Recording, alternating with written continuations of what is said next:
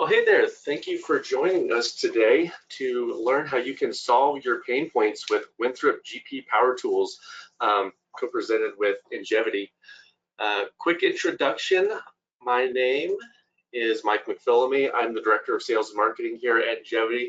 I've been here for quite some time now, but really at the end of the day, I am passionate about helping Dynamics GP customers and partners find solutions that will make their lives easier. So you will definitely see that as we go through our webinar today. Quickly, I always like to show our mission, which is to improve the life and success of our partners and customers by providing exceptional business application experiences that simplify, inform, and delight. You will see this through and through everything that we do at Njevity, whether it's through our support, whether it's through our cloud offering, PowerGP Online, or through the partnerships that we have in the ISV space, like with Winthrop. We really try and make GP users' lives better. So who is Njevity? I know that we have quite a few people on this webinar who may have not heard of Njevity. So just a quick introduction to who we are. We are committed to Dynamics GP. It is the only product that we work with and support, which is very uncommon now. A lot of partners are typically offering and supporting multiple different ERPs. Dynamics GP is our ride or die. We're fully committed to Dynamics GP, and we love it. We have 30 team members nationwide. Not only are we a partner, we provide support and implementation and project work. We're also an ISV, which I'll talk to here in a minute. And we are also a customer. We use Dynamics GP internally. So again, we absolutely love Dynamics GP. And again, I mentioned that ISV piece. We are the creators of PowerGP Online. So even though you may have not heard about Njevity or know who we are, you may have seen us out as PowerGP Online. PowerGP Online is our cloud that we created specifically for Dynamics GP customers. But as you can see, at the end of the day, we are completely and entirely dedicated to your success on Dynamics GP. I'm not going to steal too much of David's thunder here. I do want to just talk again quickly to PowerGP Online. Because at the end of the day, if you are hearing about moving to the cloud, or you're thinking about moving to the cloud, you don't need to move to something different. You can keep GP and move to the cloud and get more. So you can kind of see here what we're doing. You can get to the cloud in days, not months. Best thing of all, you get to keep all of your data, all of your ISVs, all of your functionality, integrations, business processes. But we're giving you new cloud features that give Dynamics GP that more modern kind of cloud-based story. But really at the end of the day, when you're looking at moving to the cloud, what you're looking for is that ransomware protection, world-class security, which we also deliver in PowerGP Online. So if you have any interest in learning more about it, I'd love to talk to you, but I'm not going to take too much more time because I know that's not why you're here. You want to hear from David Musgrave with Winthrop to learn how you can eliminate some of your pain points in GP. So with that, I'm going to turn it over and introduce David Musgrave. David, let me make you the presenter real fast, and you can take it from here. Sounds good. Okay, let's make sure it shows the correct screen. All right, all you. Okay, so you should have the correct screen showing. Mike, is that showing the Power Tool screen? Excellent. Okay, so I've got a little bit of a presentation, but the majority of this is going to be demonstration because that's what you're here to see. So my name's David Musgrave. I'm the owner and managing director of Winthrop Development Consultants. I'm a Microsoft MVP, a GPUG All-Star. Last year, I also was given Community Summit Legend status, so I'm now a legend in my own mind. I've been in the GP world since '94, including 13 and a half years without a soul at Microsoft. It does come back. I'm based in Perth, Western Australia, so it is 10 p.m. for me at this stage. So good evening to you all. GP Power Tools, I created it originally as the support debugging tool back in 2006. When I left Microsoft, I asked for the rights to continue working with it and was able to get those, rebranded the product and re-released it as GP Power Tools in 2015. Since then, it's been released for version 11, so it's GP 2010 onwards, including last week we released the latest build 31 code for all of the modern lifecycle releases, so that's 18.2 onwards. The tool is now broken down into 4 modules. So if you might have seen this before, you might have seen 3 modules, now it's 4. The administrator tools, developer tools, the new form control tool module, database tools, and then there's a number of system features that are required for all of the other modules.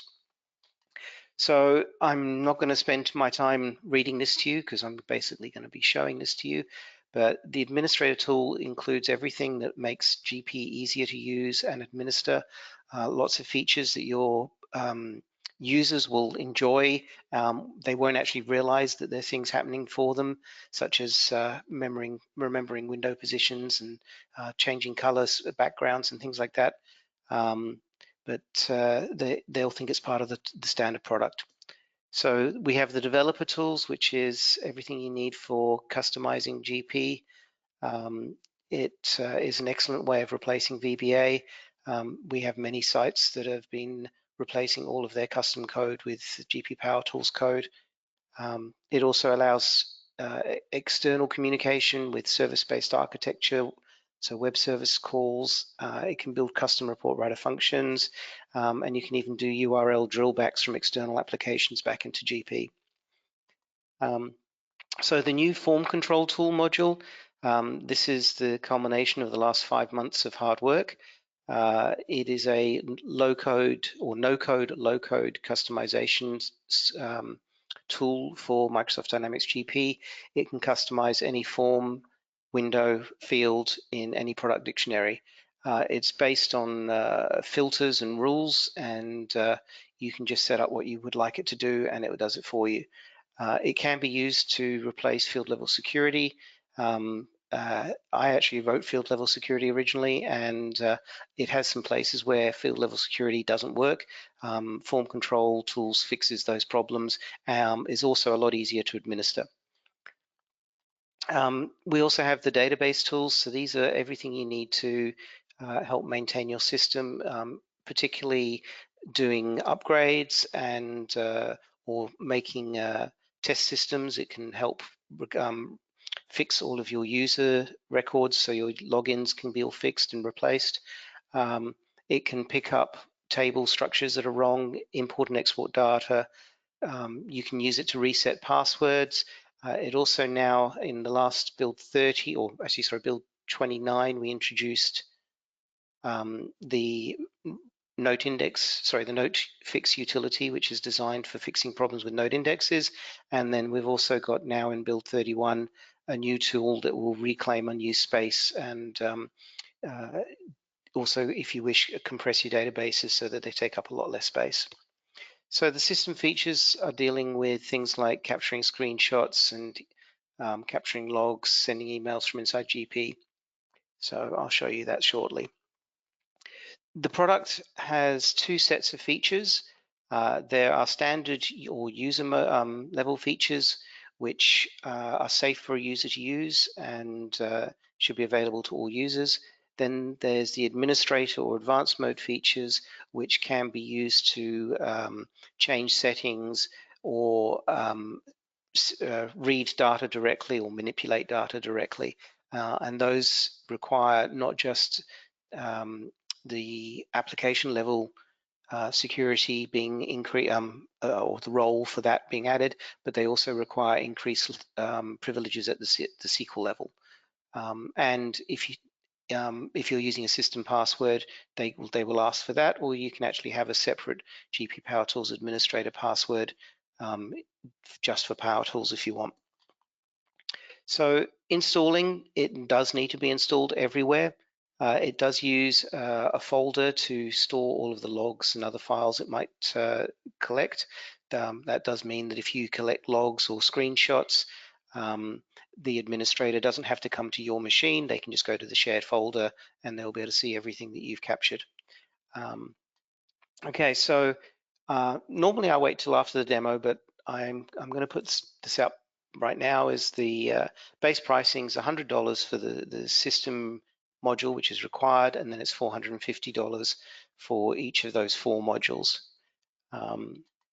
The call to action, this is for you guys to go do after the session. If you're a partner, you can get a NFR license. You just need to sign up with us as a partner with Winthrop, which is free. If you're a customer, you can install and trial a 30-day trial period. Again, that's free. There's lots of information on the Power Tools portal, so winthropdc.com/GPPT.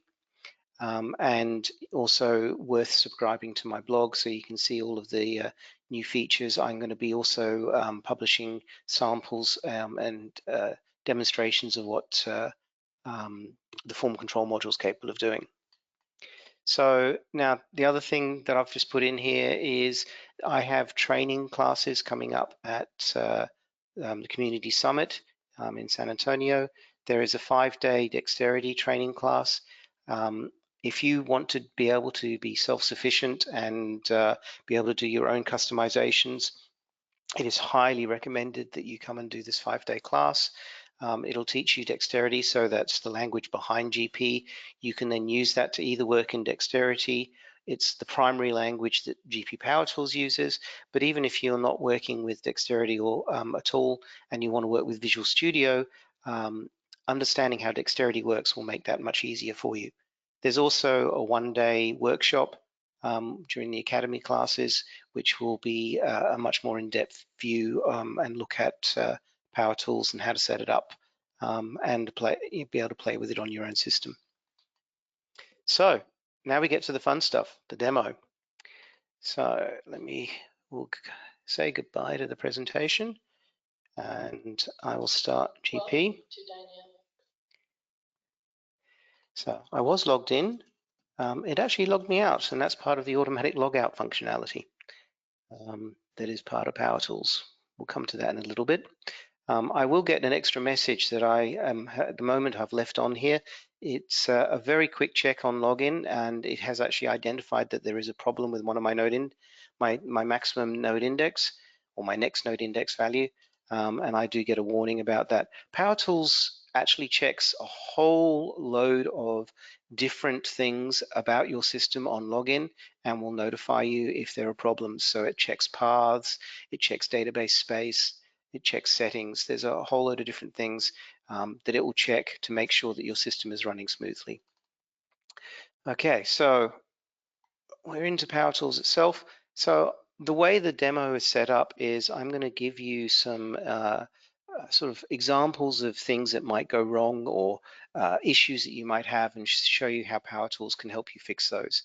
So one of the first ones that I wanted to give is just an example of if I've got some sort of problem, and when I contact support, one of the things that they're going to ask me for is pretty well straight away is, can I have a screenshot of all the windows that you've got open? And that could be quite a few windows. So we can have lots and lots of things open, and all I got to do is go to any window and select from there capture screenshots. It'll give me a list of everything that's open. If I want, I can say, well, I am not interested in the lookups, so I'll get rid of those. And then I can say, okay, email that. So it will now capture all of the screenshots and generate an email. So this is the email. You can see the attached screenshots. It's also included the system summary report, which is in the body, as well as an attachment. It's got the launch file, and then it has the dex.ini file, both the global dex.ini or system dex.ini and the user levels dex.ini. So, and a quick look at the system summary report. This is a report about everything on the system. So if you're a consultant, this answers all your questions. So first of all, it's got information about the registration, zoom past that, information about the login, the operating system, the SQL Server and ODBC versions, the current databases and their sizes, information about the product versions and some settings. It shows you what customizations are installed, at the custom modified forms, etc. Shows you what add-ins are installed. Then it will show you all of the dictionaries that's installed with their versions, and whether or not it can find custom forms and assembly DLLs for those different dictionaries. So you'll be able to find out exactly what dictionaries are installed and what versions are there. And when we get down to the end, it has a list of the attached screenshots with the names of all the windows, and it will tell you whether they're original or alternates or modifieds. I probably shouldn't have closed lookups because we would have seen alternate under that. Anyhow, all of that was captured with one click. So you can send that off to whoever does your support, and you're able to do that without having to manually use snipping tool on each window and copy it into a Word document or something like that you might normally do. That is quite a slow process. So now the other thing that you're going to quite often get asked for is logs. And now, if you have worked with logs, you'll know the way that most people to capture logs is they just capture a dex.SQL log, and they do that by exiting GP, modifying the dex.ini, coming back, which also means that it's capturing everything now as you're coming back and logging back in. And because you exited and came back in, the problem no longer occurs. So that is also only one bit of information that you're getting. That's only giving you the communication between SQL and Dexterity. So with Power Tools, if you say, I know that there's some sort of problem when I save, I'll just say start logging, save, stop logging, and yes, email it. And it's now captured. And if I open up the zip file, you'll see the, okay, there's the different logs. So we got the Dex SQL log that you'll be used to, but we've actually got everything from that we need. So first of all, we got the macro, which is the user's actions, what they clicked on, what they typed. Then we have all of the scripts run with their parameters that were passed and the dates and the time that they were run at. We then also have the SQL profile, the Dexterity profile, which is all the timing information. So this is really good for performance checks. It will show you how many times a particular script has been run, how much time was spent in those scripts. So that's where you can debug performance issues. Then we have the DexSQL log, which is the communication between Dexterity and SQL, but it doesn't show anything that happens at SQL, and that's where the SQL trace comes in, is it now picks up all of what happened actually at SQL. So with these 5 logs, we've got right from the user's actions all the way through to every SQL update. So we have everything that we need, and that is only for the time that we started and stopped logging. So it's a very targeted capture of logs. Okay, so I will close that. All right, so basically with those 2 tools, you'll be able to very quickly help your consultants or support teams with the information that they need. So now another issue that we've seen quite a lot of is just knowing what company you're in. If you've got a system where you've got multiple companies, access, hold on, let's make sure it does spell it right. Okay, I'm going to log into another company. Part of the issue is, how do I know when I'm logged into the wrong company? I've seen issues where a user's come to us and said, this is when I was consulting, and I have spent the day entering transactions into the wrong company. Can you fix that? And my answer was, yes, we can delete the old transactions and someone else can enter them into the new company, because that is going to be cheaper than me trying to import and export. It's better that you don't make the mistake, and to help not make the mistake, you get some visual cues to help you. So I was going to show you through that. First thing I wanted to point out, though, is this window has been modified by Power Tools to make sure that you can see long company names. It's also put the database name as a suffix, prefix, but you can also have it as a suffix as you want. I can also change the order that companies are shown in this list to an indexed order, or I can actually just go and choose exactly the order I want. I can move them up and down. But we'll log into the test company. So there's a couple of things that you're going to notice. One is you can start to see it there with the green showing up, is that the background color has been changed. You'll also see that I'm getting the message that I'm logging into a test company. Now that message is standard GP functionality that you can do by putting test into your company name. However, I've added a more info button. This was actually Kerry Hattley's idea. And it will now give you further information. So I can now say, well, I know the date ranges of my transactions in my GL. So I can tell how old this data is in my test company. And I can also see when it was restored and from what database it was restored from. So you can basically tell very quickly information about test and historical companies. So once I'm into the company, and we're in, okay, it didn't ask me for something that I expected it to. That's a little bit of a shame. It should have come up and asked me to change my password, or at least it should have come up and warned me that my password was going to expire. I'm not quite sure why it didn't. It's probably because I'd logged into this earlier today. It only does it once per day.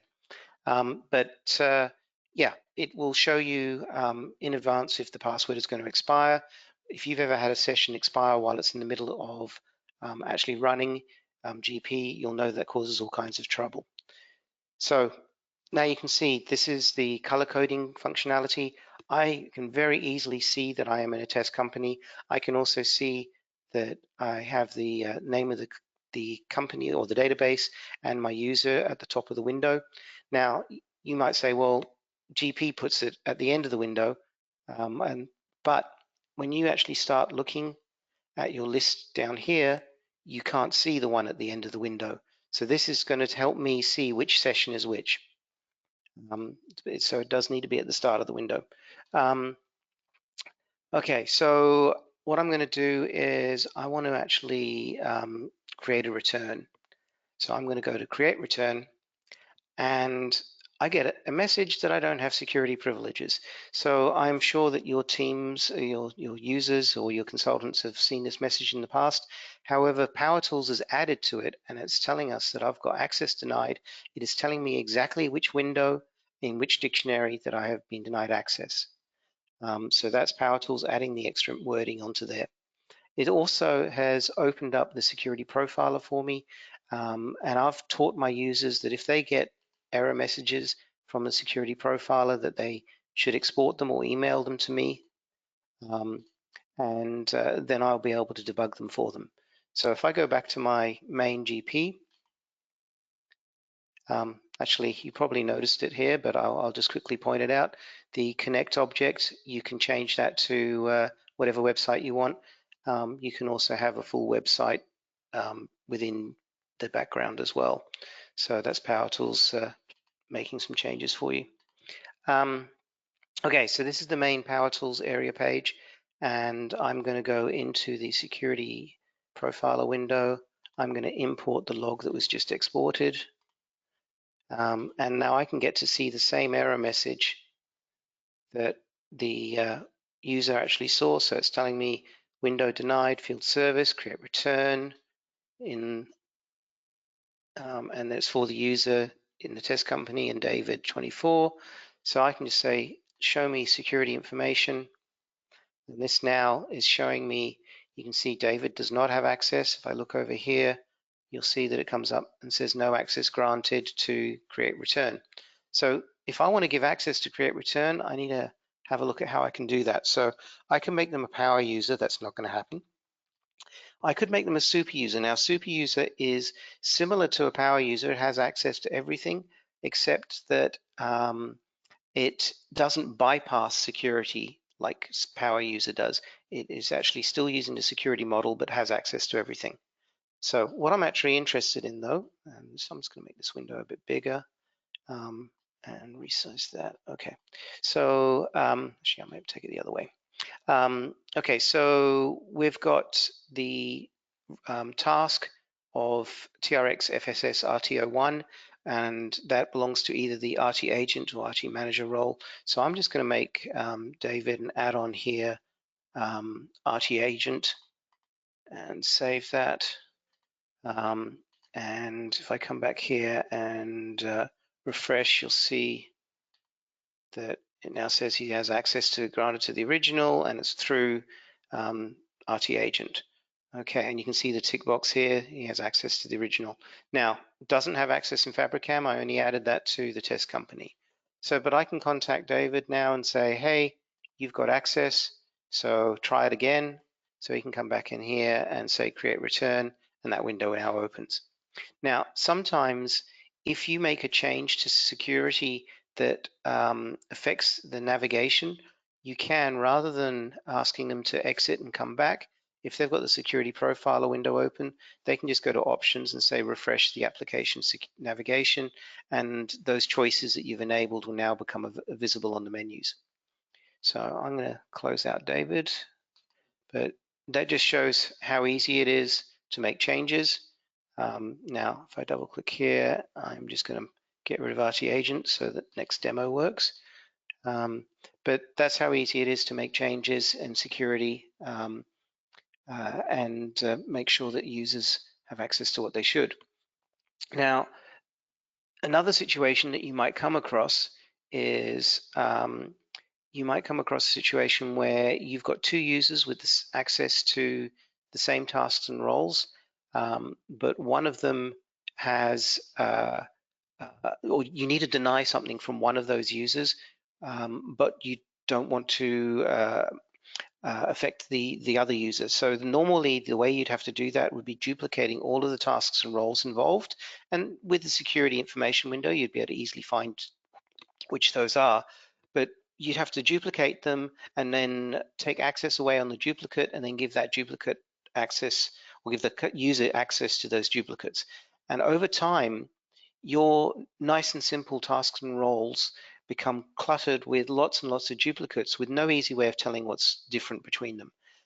So the problem is that unlike Windows or SQL Server, which have both a grant and deny layer, there's no deny layer in core GP. So this is where enhanced security comes in, and it has deny-based security. So I can actually go in and say, well, let's have a look at David, and I can go in through the menus, and I can say, okay, cards, sales, and customers. Now, David is terrible with customers. I don't want him having access to talk to any customers and be able to make any changes. So I'm just going to lock him out of customer maintenance, and that's it. I also don't want him doing returns because he keeps messing them up. So I'm going to come down to the other security objects, and I'll go to document access, sales, and we'll just take away access to the returns. So, and that is as simple as it is. You don't have to make any changes to tasks and roles. The deny-based security will override the setting on the task and role. And if we were to look at customer maintenance on the security window, you'll actually see now it says access is denied by deny-based security. Okay, so now the other thing that we've got with deny-based security is there are some items on the menus that you can never hide. For example, one of the ones that I know people ask me about a lot is, where is it, under setup, the setup checklists. You can't remove this because it's actually an object that's exempt from security. But with enhanced security, you can actually say, I'm going to just mark that as hidden. And so that will actually hide it off the menus. Even though I can't deny access to it through security, I can hide it from the screen. So now that then, if I want to, I can get a list of everything that's hidden and everything that is denied. So now at the moment, I've got my windows gone behind. So I'm just going to go to the tools menu and say raise all windows, which brings them all back up to the front. But if I go and say all users, all companies, you'll see there's my checklist. So I don't have to actually go through the tree to try and find them. I can see exactly what's denied. I'm going to actually mark all and delete just so that next time I do the demo, it'll work. So there's what I've denied, mark all and remove it. And that gives them access back to those. So while I've got the security information window open, I will actually show you one other thing is Okay, if I click on the AR Clark, actually we'll click on this task. She'll do it through here. Yeah, AR Clark, we'll find, what was it, 201. Okay, so if I say show resources, this shows me everything that that task has got access to. If I click on AR Clark, that's showing me everything. Let's turn on these others. Everything that role has access to. And if I click on David, I can now see a list of everything that that user in company has access to. I can then export that to a tab delimited file, which you can then import straight into Excel. So if your auditors actually want information on exactly who has access to what, you'll be able to show that. You can actually ask it to show the tasks and roles that will show you how they got access as well. Okay, so moving on. Another issue that you guys would possibly come across is trying to manage your user licenses. User licenses are expensive, so you want to make sure that you're using those as efficiently as possible. So what we can do is there are some settings that have been turned on, and we are tracking all of our user activity. So if I say for all users and company, so I can see here the user and which companies they've logged into. I can see how many times they've logged in. So you can see that most of the time I actually work with SA on Fabricam. It gives me the last 3 times that they've logged in, that that user has logged in. So I've got the last, or the current, last, and previous time. But more interestingly, if I look at the max users, and now my system's not all that exciting because it is just me and a couple of users. But this graph will show you when you've peaked in your usage and users. And if you were to click on any of the days, it will show you exactly who was logged in on that day. So you can actually check exactly who was using it. Now you might click on this and you might find, well, I can see that David was logged in on multiple sessions, and he's still in multiple licenses. So I could then go, well, maybe I want to limit how many licenses users can actually get logged into at any one time. So with the login limits tool, I can say, well, I don't want them to be able to use more than 2 sessions at a time. I can, if I wish, override that. So SA has an override, they can get into 3. I can also do a fun trick, which I can actually say reserve a license. So DynSA is actually set to reserve a license, which means that my overall license count will drop by 1, but there will always be at least 1 license available for DynSA. So maybe you could use that for your CFO or your admin, and always make sure that you have at least 1 license available. And licenses can be set on a user or per user per company basis. You can also do it on a per company basis. So if you've got a large and a small company, you can always make sure that the large company doesn't use all your licenses, so there are some available for your small company. So another thing that's going to help you with your licenses is making sure that users don't stay logged in when they're not using the system. So but on the license tab on administrative settings, this is where I can enable my activity tracking. And I did show you the summary with the last 3, but if you wish, you can actually turn on detail and have a record created for every login and keep the last 30. In this example, I'm keeping 30 days worth of logins. Also, everywhere you see this little user button, you can go in throughout the entire application, and you can change settings and set them to work on a per user or per company basis. You can also control it by user class, the alternate modified ID, the security role, and a security task. So you can have settings everywhere throughout the program you can control, and that includes with development and form control, as well as the administrator tools. So now you'll actually see this has got a little red icon that's new to build 31. It's actually a visual cue telling me that there is a user setting behind that button. So I can see that there is a setting behind there without having to actually open it. So under automatic logout, I've got the ability to control how long it will stay before it will try and log out an inactive user. We have some override levels, which we can use for either shorter or longer logouts that you can set on per user basis. We can also get more aggressive when our user count falls below a percentage. So I can say, when it gets below 10%, start logging out after 30 minutes. If you want to only log out of hours, you can control the hours and say, between 8 o'clock and 6 o'clock p.m. I don't want it logging out during the day, except for the 2 weekend days where it can log out all day. So you've got that ability. We also have some smart options where you can control if it will log out by, or if it will save a window that's been edited at the time. So if the window can be saved and all required fields are entered, it will automatically save it. It can automatically close inquiry windows. And the final option is you can remove the activity record if you want. Now, when you do that, if a user fails to log out because they're still doing something, they will have their activity record removed.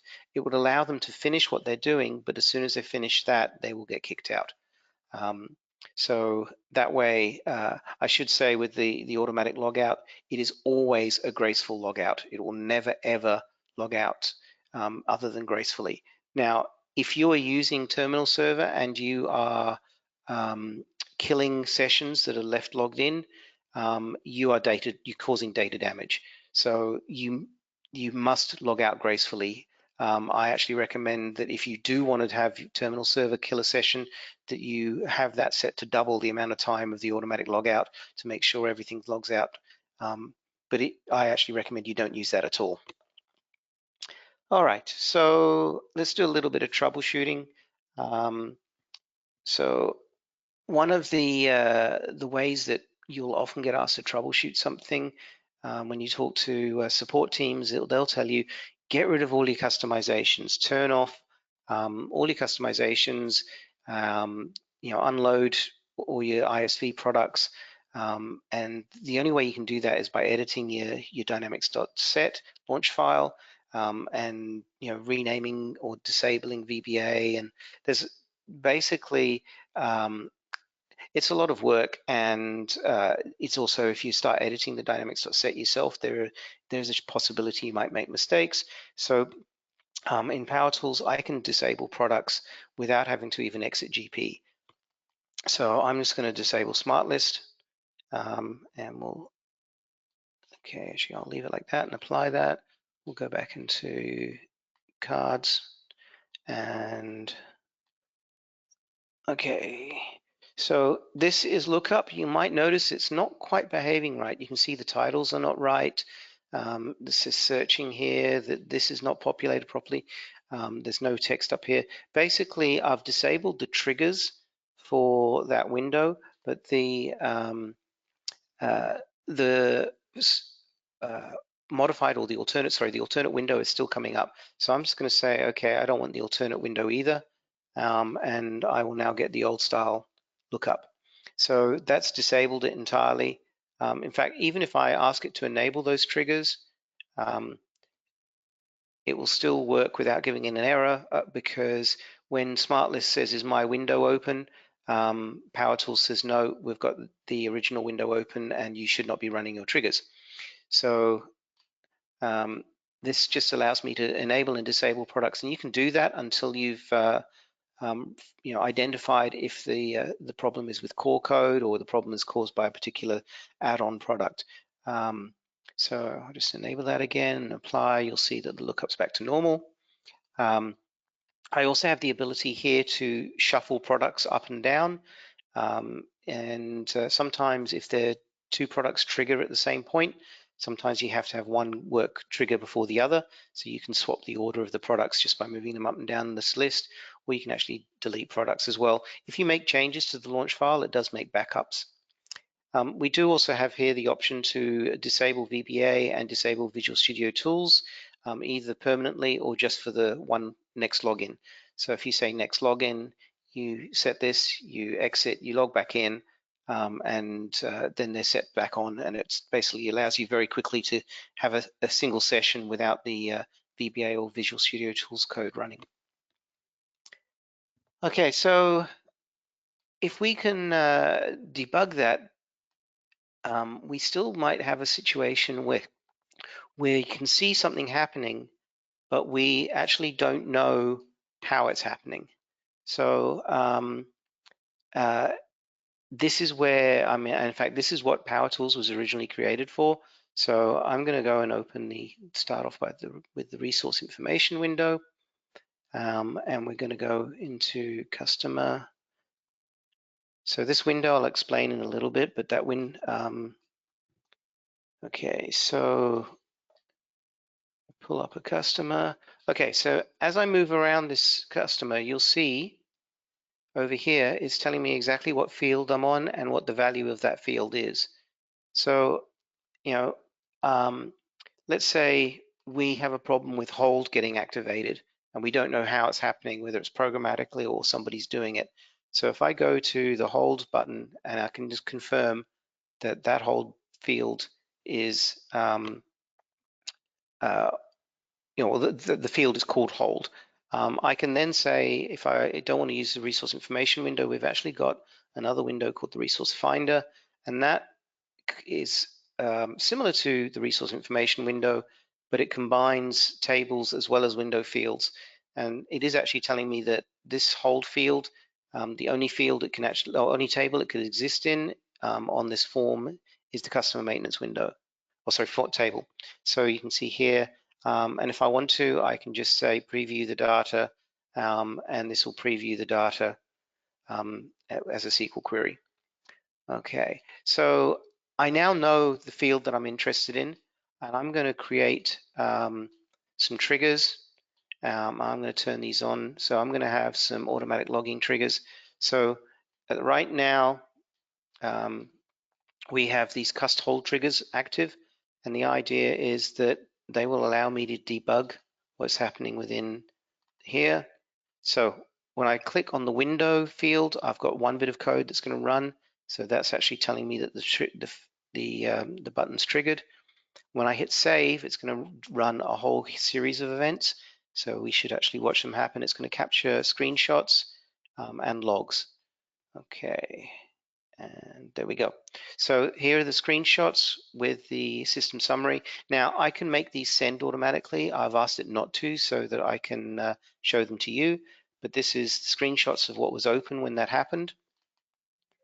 And this is the logs captured, and it's telling me that the field has been changed from 0 to 1. It tells me who did it and when it happened. It shows me where the logs are. So the logs are stored in my shared folder, but they're also attached as an email, and it says that it's sending the email. So that allows me to very easily identify the last script run before something changed in a table. So this is where Power Tools can be used to debug issues that are inconsistent and difficult to reproduce. So now, the other thing that we can do at this point is, if I want to capture these logs, right now I'm capturing logs all the time. But if I know that the problem only occurs when I'm on this window, I don't want to keep logging all the time. There is an overhead in logging. So I'm going to turn off the logging. And instead, I'm going to activate some different triggers. So we'll turn on the non-logging automatic starts. So there's actually a few more triggers in here than I actually need for this demo, but that's fine. The ones I'm looking for, when I open, you'll see what happens is when I open the customer maintenance window, we need to see that. Okay, when I open customer maintenance, you'll see that the logging will start only while the window's open. So now it's capturing the logs, and when I close the window, the logging stops. So that way we can actually control the logging to make sure it only actually runs when we want it to. So that's just an example of using Power Tools to capture and help you debug situations.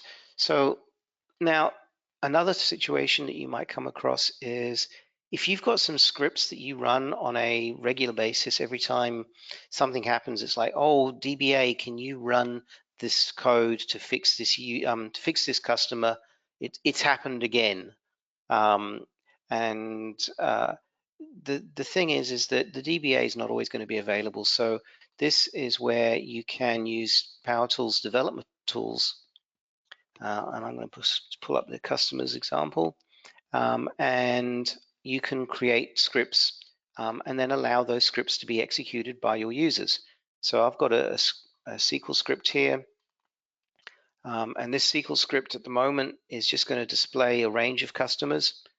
You'll notice it's using a syntax that is half dexterity based and half SQL based. So I can specify SQL quite happily, but I can also put in a field name in dexterity, its dexterity name in the braces or squiggly brackets. The keyword show will mean that it will use the technical name rather than the physical name. So the other thing is you'll see these from and to statements are using placeholders. They are related to this parameter list, which allows me to ask for a range of customers or whatever you wish to ask for. So when I execute the code, it says, okay, what range do you want? And I can just accept that, hit OK, run the script, and you'll see there it's now actually converted everything into pure SQL, filled in the parameters, and there's my result set. So now, obviously, if I'm going to want my users to run this, I don't want them getting into this window. In fact, they won't be allowed in this window because you need admin access to get into here. But I want them to be able to run the script, but I don't want them to be able to see or change the code. So in which case, I can publish the script, and I can control which users it's published to. So they just get to see the description, they can run the code, answer the question, see the results. So, but that means that they have to go to this executor window in the Power Tools menu. And I don't really want them to have to do that. So I'm going to say, well, I'm going to use a trigger, and I'll start that trigger now as the window opens, so that they can just come up here and say, execute the query from customer maintenance to fix this. And here it says, okay, enter the customers, there's your range. Now, I can also add go-tos. So I've got a go-to here, which allows me to open customer maintenance to a particular window. It's a little bit like a particular customer, a little bit like a lookup. So here's Adam Park. I can also say, well, execute it for the selected. So instead of executing this and asking the user, I can actually read the screen and perform whatever actions I want. So now this was just a SQL statement with a select, but this could be any action you want, any bit of SQL code you can run, do whatever you need to do. And then if you want to, with the results shown, you can perform whatever actions you want on those as well. Okay, so that's basically self-service scripts where you can create your own scripts and let your users run them. So now, Developer Tools was designed also to be able to help you replace VBA. So I'm just going to give you a couple of demos in here. So this is one where I've got item maintenance modified. So if I go into item maintenance, so this, okay, now I'm going to explain a bit more about this window that you've been seeing popping up. This is a tool within Power Tools called Dynamic Product Selection, and it allows me to, on the fly, make selections of exactly which version of a window do I want to see, the original, the modified, the alternate. So the asterisk is telling me that A is the original, and if I go into that, that's my original window. But if I open it again and I say B, I get modified, and you'll see I now have some fields that were added with modifier. And if I open these, you'll see now there's the field is actually putting a web page against each item. And if I open up the URL, it will take me straight to that. So this here is dealing with the CRUD events. The triggers will allow it to deal with saving, deleting, and reading, so that this data just becomes part of the record. Okay, so now what I wanted to show you is this is something brand new and very tricky. So let me close that and go to, so Dexterity has a functionality which is undocumented and has not been used very well because most people don't even know it exists, but I can add fields using code, and these are called virtual fields. So I'm going to show you this example here. And if I open the original window, I have actually expanded the window and added a series of virtual fields onto the window. And now these fields allow me to make changes, save them, and they basically are functional as though that they were part of the main window. So that is a virtual field. Now, here's the fun thing. That was on the original window. If I open now the modified window, there's the modified window, but my virtual fields are still there. It's still expanded the window and added my virtual fields. Now, if I want to do that on a alternate window, this is an alternate window. It's got some extra fields at the top here, but my virtual fields are on here as well and still fully functional. So this just allows me to add fields onto windows without needing to have modified or alternate windows, purely with using code. So there is a trigger here to add the virtual fields. Basically that's the trigger to add it. That's the script that actually runs to do it. There's a handler, which is what will decide what happens when I click on those fields or enter information. And these are the handling the delete, read, and save events. So that is virtual fields. And I'll show you a little bit more about them soon, because I have another example using them, which is even more interesting. So I'm going to just show you one other feature. So Power Tools used to have a limitation that it couldn't add new windows. That limitation doesn't exist anymore, because in combination with Visual Studio Tools, the Visual Studio Integration Toolkit, which is a product from also from Winthrop, I can actually create custom windows now. So let me show you an example here. In SOP entry, you'll see that there's this site quantities. That is a custom window, and when I click on any item, it'll show me the levels of those items in the various warehouses. And I bet you I'm not going to be able to find one that has more than one warehouse. But yeah, I'm going to give up for that. But you can see as I click on an item, it will show me that, and that window opens and closes automatically. So this is a custom window that has been created. So actually, virtual fields, custom. Just for the fun of it, let's prove it works. This is doing a virtual field on top of a custom. So if I say show the stock quantities, you'll see here I've added some virtual fields. They're not doing anything at the moment, but I'm just showing it is possible to add virtual fields onto a custom form. So the limits, the options are sort of endless. So that's just a few examples of customizations written with developer tools. So finally getting to the cool bit. This is where I get a chance to show you a little bit about the new form control module. So this is form control setup, and I'm going to open up and I'm just going to enable this project because it's been disabled until now.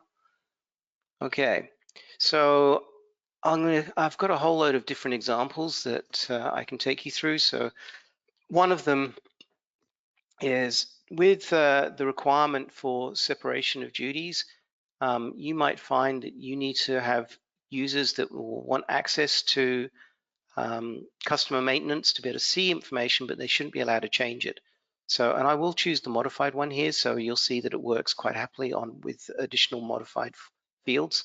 Now, I've got this set up with an optional password. I'm going to cancel, which will allow the window to open, but it will be in read-only mode. So now I have this window in read-only mode, and all of the sub-windows are also set for read-only mode. So I can use the window, but I cannot make any changes to that client. It is also possible to have that window in a read-only format where the fields themselves are not disabled, but save and delete just doesn't work anymore. And even if you make a change on the window, when you try to move to another record, it won't save it. So you can have it, which will allow you to be able to cut and paste information off it, but not be able to actually make any changes. So we've got somebody doing that with their vendor. The approver cannot edit the window, but they can only approve the workflow for adding a vendor. The accounts payable staff can make the change, but they can't approve. So there's a nice separation of duties there. So that was basically done with these two lock field options, which were just imported with make maintenance window read only and make address window read only. And they contain all the settings that you need. I also have a hide field setting here, which was asked to hide the email button and the bank button. So that will hide those from the customer maintenance and customer address forms. So another demo for you is we've got our guys in the warehouse, and they're coming to do their receivings. And we do not want our warehouse guys doing an invoice. So if they try to do a shipment invoice, this will block them. So, and it basically says, nope, you can't have that. You can have a shipment, you can have it in transit, but you can't have a shipment invoice. So I should point out that the locking the screen and the one that you've just seen, no code. Okay, that is just settings and form control. Give you an idea of how easy that one was. That is just a matter of saying on the POP form, the form POP receivings entry, for the field POP type, validate it that it's not to, and if it fails that, there's your message to display. That's how easy it is to do. There are there's almost 60 different rules here that can be used to do lots and lots of different functionality. It can completely replace field level security and do a much better job than field level security can. So here's another one for you. If I want to do some formatting of fields and validating fields and maybe even masking fields, if I come into inventory now, you'll see here that I've masked out my costs. These fields become visible if you click in them, but I've actually also got it protected with the password. If I can't get the password, I can't get into these fields. If I do get the password, then I can get into the field and it's editable and visible. Okay, so I also can show you, again, that's no code. I can come up here and type an item number in, and it's going to go, no, format is wrong. I've actually asked for the format to be, I think it was 1234-123-1234. That will allow me to have it in that format, but if I try anything else, it will tell me no. Now this is actually using a regular expression, so you've got the option to use regex for controlling your formatting. Again, that's no code. Okay, down in my generic description, I've added a autocomplete in here and some formatting. So if I choose item 3, you'll see it formatted it to uppercase. If I choose something that's not in the allowed list, I get a message that it's not in that list. Again, no code. One thing that we have got in here is I've used this field to be able to put in phone numbers. What we got? So, and it's going to format it. So as I tab off, you'll see that it's formatted that phone number for me. So that's a standard Australian format for landlines. But with a little bit of code, I've actually taught it, if you get a mobile number, to format it differently. So that's the format that's used for mobile numbers in Australia. So that's got just a single script, and you can have conditional formatting. So that just an example there of some things you can do. Oh, and my virtual fields are still sitting there at the bottom as well. Okay, so in sales order processing, I have wanted to be able to save the document I'm working on, but every time you save it, the document disappears and you have to look it up again. So I've added save and continue with Control S, and that will actually grab the key fields, press the save button, and then restore the record. So when I hit Control S, you'll see that it saves and then comes back. And I could use that for maybe print and continue. So I could then ask it to print, and then it will, after it's printed, it comes, restores and brings it back.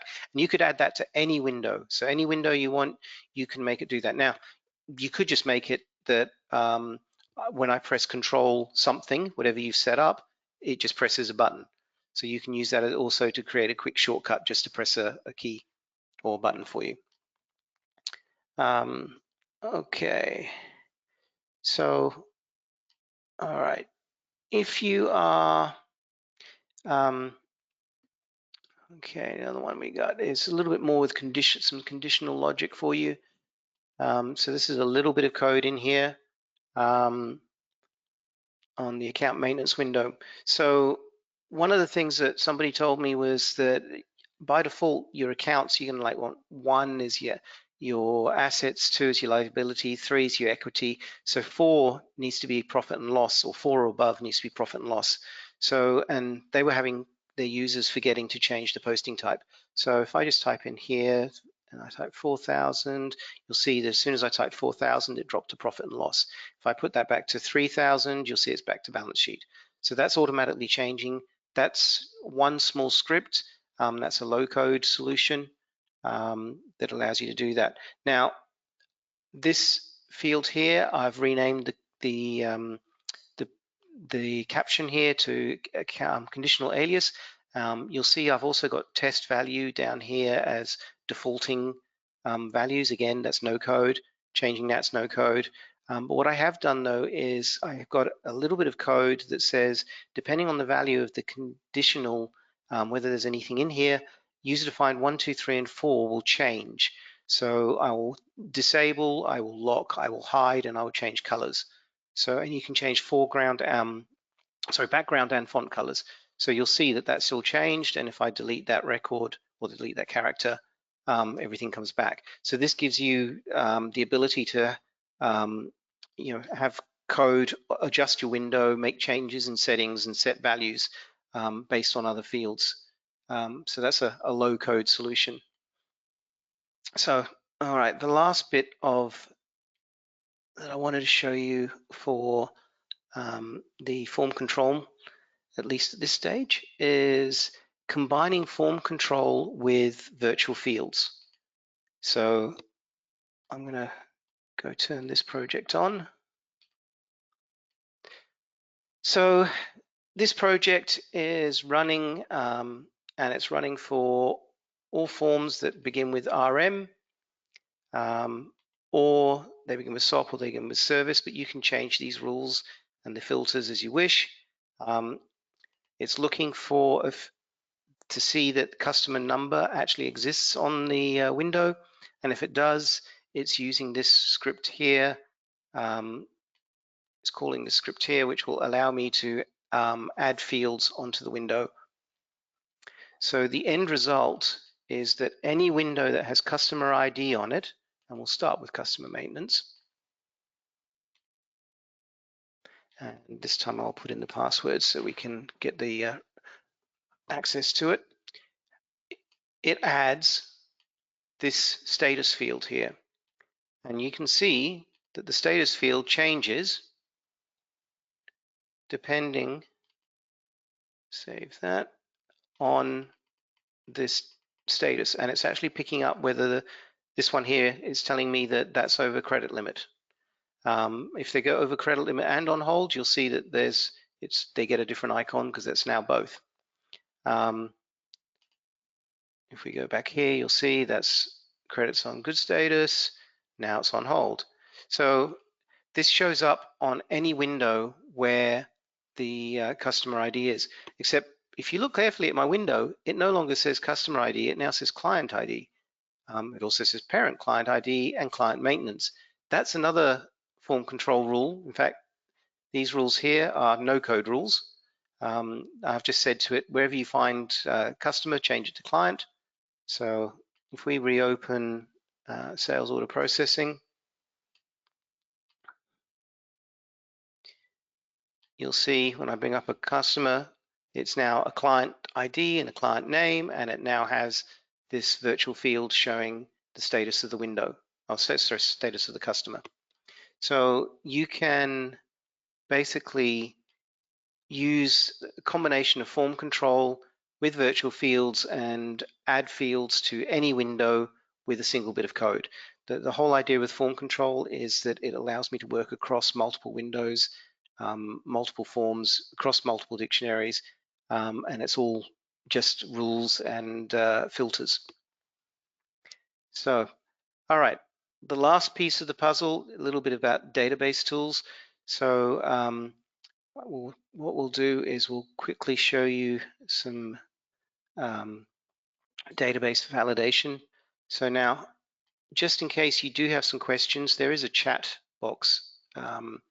Please feel free to put any questions you have into the chat.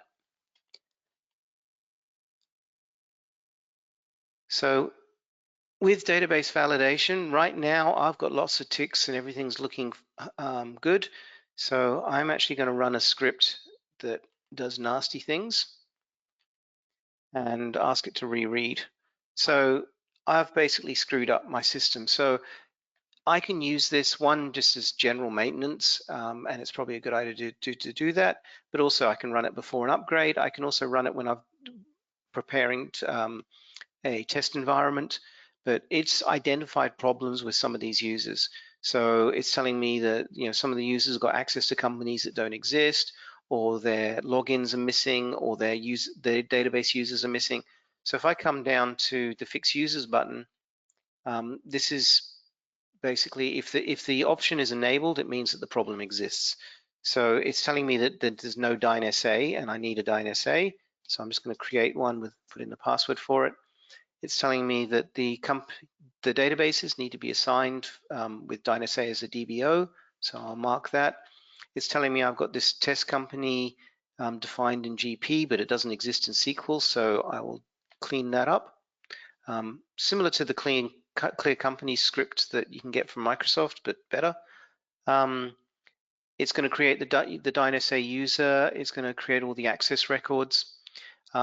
In my users, I've got users that are missing, so I'm going to say, well, let's keep lesson user 2, but I don't need these guys anymore, so I'll get rid of them.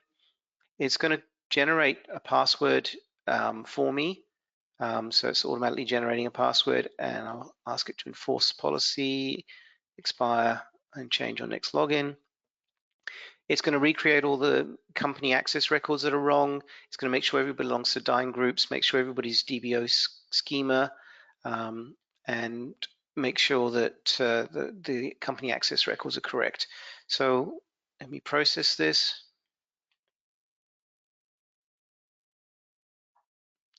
Okay, you wouldn't have heard it, but there was an email just sent out. There was my email made a noise. If I present this to screen, you'll, oh, I forgot to put it to screen. It would have given you the list of users, but I did get, I'll just wait for it to come back in. There we go, it's come in. I got a password reset email, and here it is. So it's showing me that the password reset, and it's giving me the temporary password, and I'll be asked to change it on login. So I fixed all my users.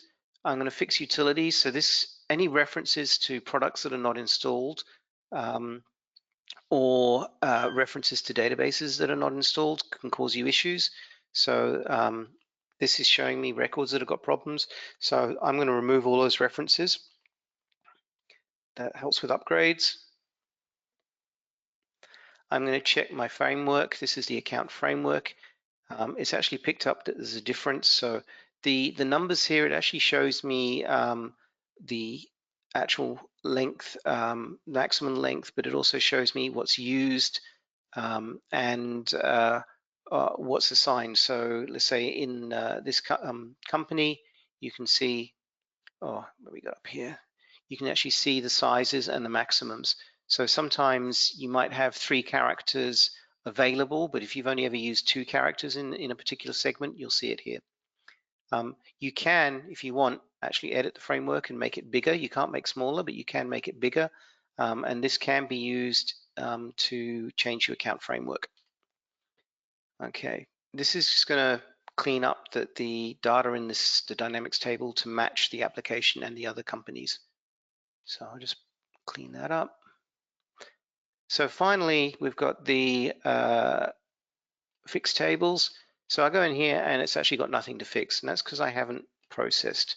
So this will now look and find all of the tables that exist in the dictionaries and exist in SQL Server. So I'm going to actually turn that off for now, but in here you'll see this is a list of all the tables that exist in both. I'm going to say, well, validate them. So this is now going through the database and making sure that the tables that exist do actually match their definitions as per dexterity. So if any of them don't match, they'll show up, and then you can actually use the database validation to fix them. This is really good to do before an upgrade, because if you have those values wrong, now I can get the values to the screen. I suppose notice that the screen output is not maximized. It actually went to the size and state that I last left it at. But I can open this and I can say, okay, show me incorrect duplicates. So this here is a table that exists. This definition is old, but it has found another definition for the table that works. So this is classified as an incorrect duplicate. Structure correct, these are all the good guys. These tables are ones that found problem with. So if I actually go and look at in here and say show structure, you'll see here it says, this should be, dexterity says it should be 5, but SQL has it as a 9. If I go into this one, it's got something else wrong with it. Okay, so this one's showing me that, yeah, 61 when it should be 61, but it's only got 60 in it. Okay, so I can now go into fixed tables, and this gives me the opportunity to fix the tables. It will also grant access, so I can actually click on these and fix them. It gives me an option here. I've actually got a table that is for a product that's not installed and is empty, and so I can actually remove that if I wanted to.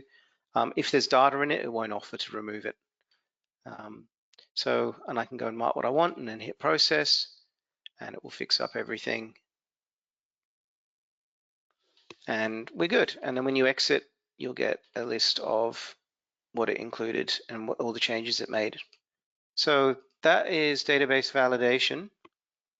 I'll just quickly show you a couple of other things then, because we're getting close to the end of my time. If we go to SQL login maintenance, I have the ability here to reset passwords. So I can actually say, lesson user 1 and 2, I want to reset their password and automatically generate, apply the login policies, and then I can say, okay, apply that, and it's now just sent 2 emails out, and this is the report that I forgot to print before, but it's showing me what those passwords are. But it's also sent emails which are, there you go, there's one of them, and there's the other. So, okay. You can also, if from here, you can also have a look at expiry days and what the policies are about expiry days.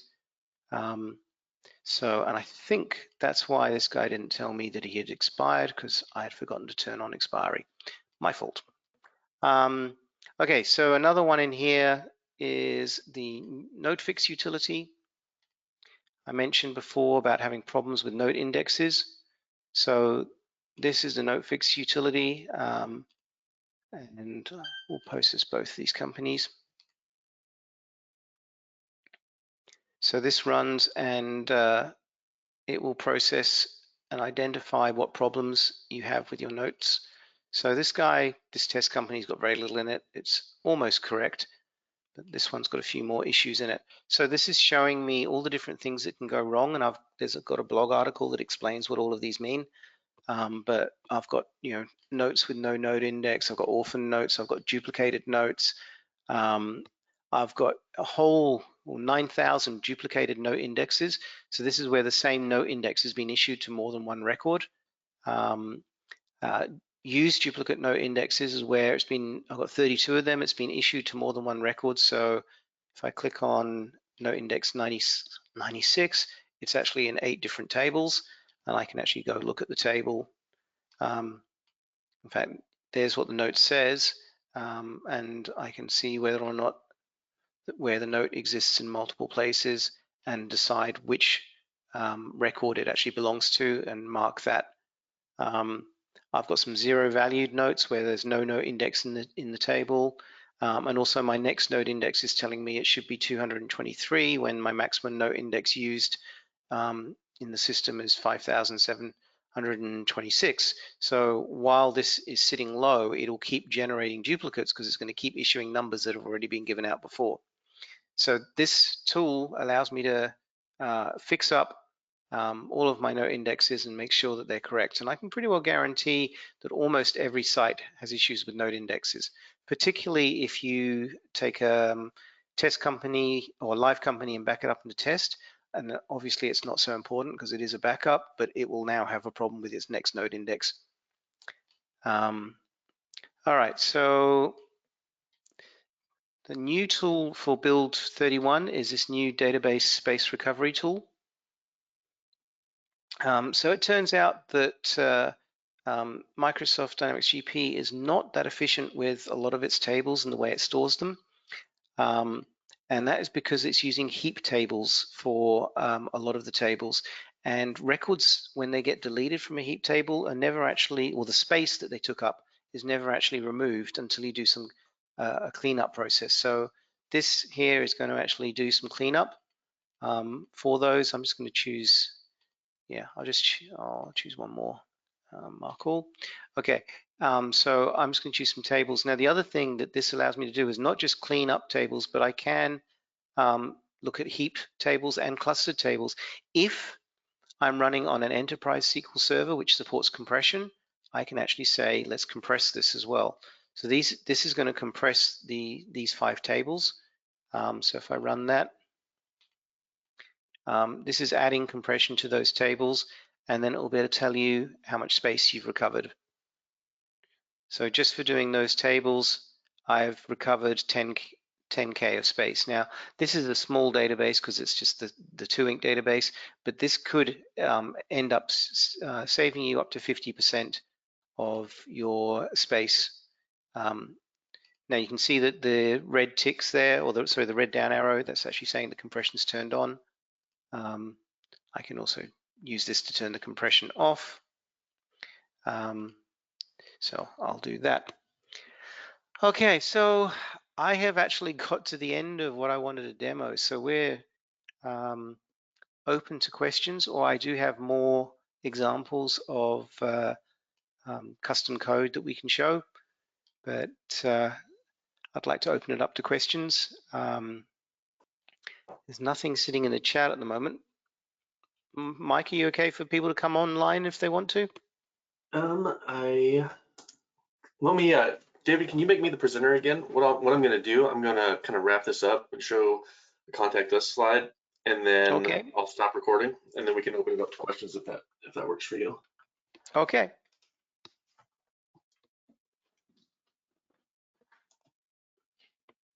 All right.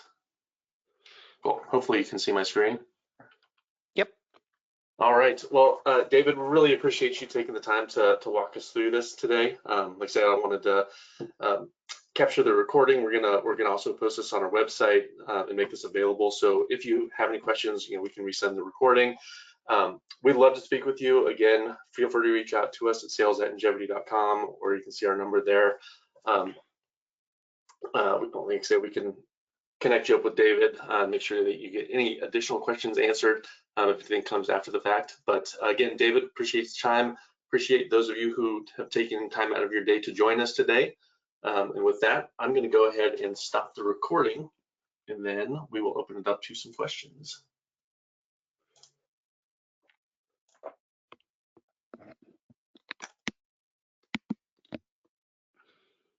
bear with me so I can figure out how to actually stop the recording.